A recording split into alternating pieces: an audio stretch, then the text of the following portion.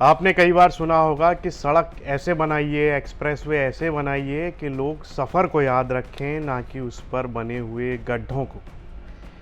लेकिन उत्तर प्रदेश का 4200 करोड़ रुपए की लागत से बना एक्सप्रेसवे कुछ अलग तरह के रिकॉर्ड तोड़ना चाहता है। 4200 करोड़ रुपए का कानपुर लखनऊ एलिवेटेड एक्सप्रेसवे शायद कोई नया रिकॉर्ड बनाने निकला है।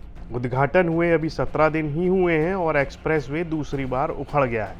यानी सड़क की उम्र मोबाइल के स्क्रीन गार्ड से भी कम निकल गई है। पहले आप इन तस्वीरों पर नजर डाल लीजिए।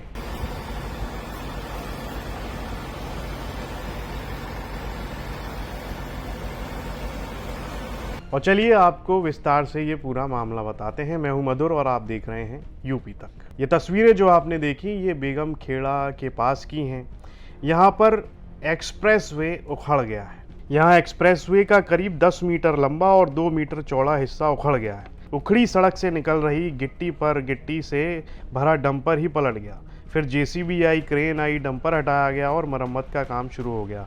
मतलब सड़क भी नई है, मरम्मत भी नई।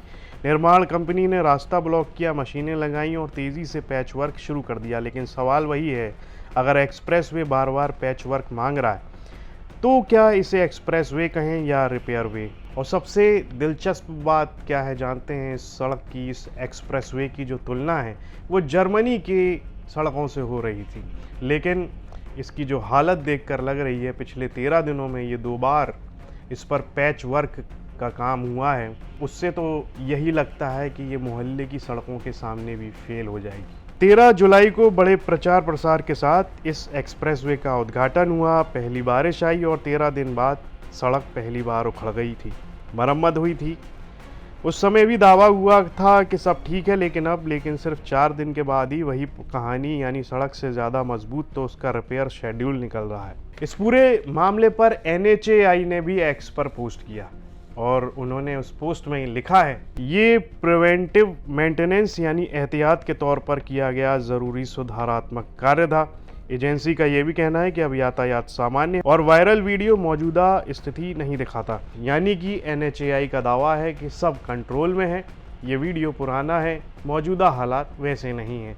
सब कुछ ठीक कर दिया गया है और यातायात सही से चल रहा है। लेकिन जनता का सवाल अभी भी वहीं खड़ा है। 4200 करोड़ रुपए खर्च होने के बाद अगर उद्घाटन के 17 दिन के भीतर सड़क 2 बार उखड़ जाए तो जिम्मेदारी किसकी है? निर्माण कंपनी की, निगरानी करने वाले इंजीनियरों की, या फिर उस सिस्टम की जहां रिबन काटने की जल्दी क्वालिटी चेक से ज़्यादा होती है?